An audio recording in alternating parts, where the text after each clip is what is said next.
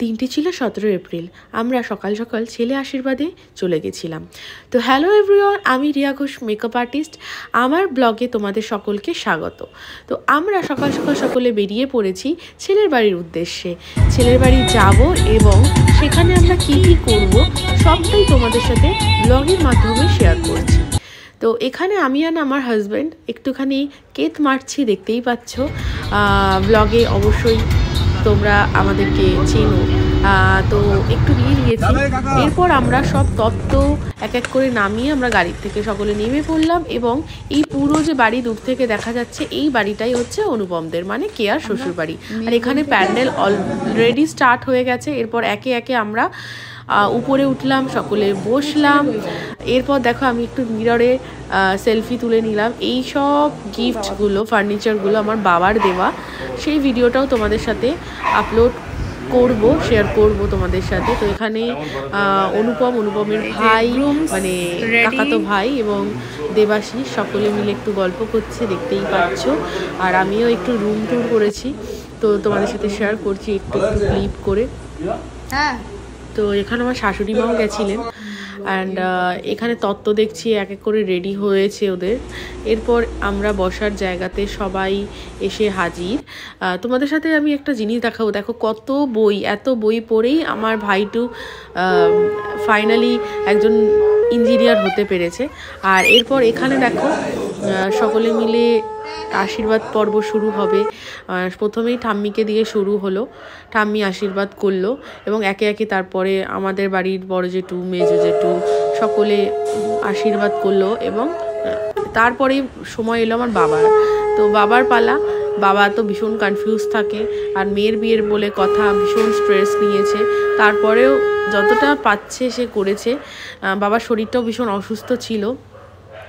তো এরপর বাবা গিফট করলো অনুপমকে। তারপর কাকা, জেঠু, মামা সকলে মিলে আশীর্বাদ পর্ব কমপ্লিট করলো ওই দিনটা। আমরা প্রচণ্ড গরমের মধ্যে ছিলাম। এরপর আমার শাশুড়ি মা আশীর্বাদ করছে। চারিদিকে প্রচণ্ড গরম, তোমরা সকলেই জানো। এর মধ্যেই কিন্তু আমাদের এগুলো চলছে। তো এরপর মেশো, তারপর সেজো মেশো সকলে করার পর আমার হাজব্যান্ড করছে, দেখতেই পাচ্ছ। তো এখন আপাতত একটা মাত্র ভাইরা ভাই বলে কথা। তো একটু মিষ্টি খাওয়ালো। আমরা সবাই খুব কমফোর্টেবল আমাদের সাথে। তো সেই জন্য আর কি একটু ইয়ার্কি ঠাট্টা হবে না, তাই কখনো হয়েছে। তো যেমন ভাবনা তেমন কাজ।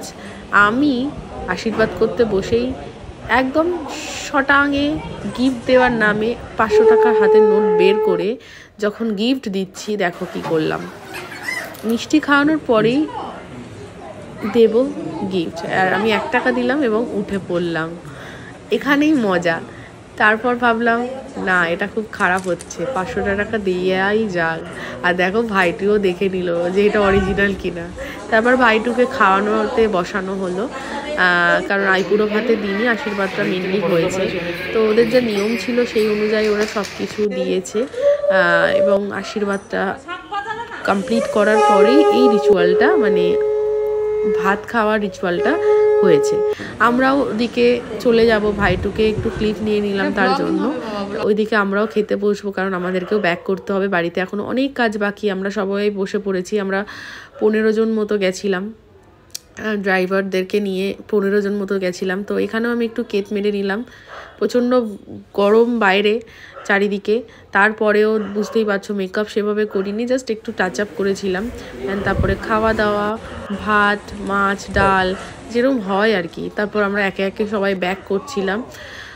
ব্যাক করার সময় মনে পড়লো একটুখানি প্যান্ডেলের দিকটা ক্যাপচার করে নিই। এখানে তখনও প্যান্ডেল কমপ্লিট হয়নি, সেই ব্লগটাও আমি তোমাদের সাথে শেয়ার করব, রিসেপশন ব্লগ। এরপরে আমরা সকলে টাটা দিয়ে বাড়ির দিকে আবার রওনা হলাম। আসার পথে মনে পড়লো কেয়ার জন্য, বিয়ের জন্য একটুখানি আমাদের সেল কিনতে হবে। তো সেটাও কিনে নিলাম। কেনার পর আমরা বাড়ি ব্যাক করলাম। তো পরের ভিডিওতে আবার দেখা হচ্ছে। সবাই খুব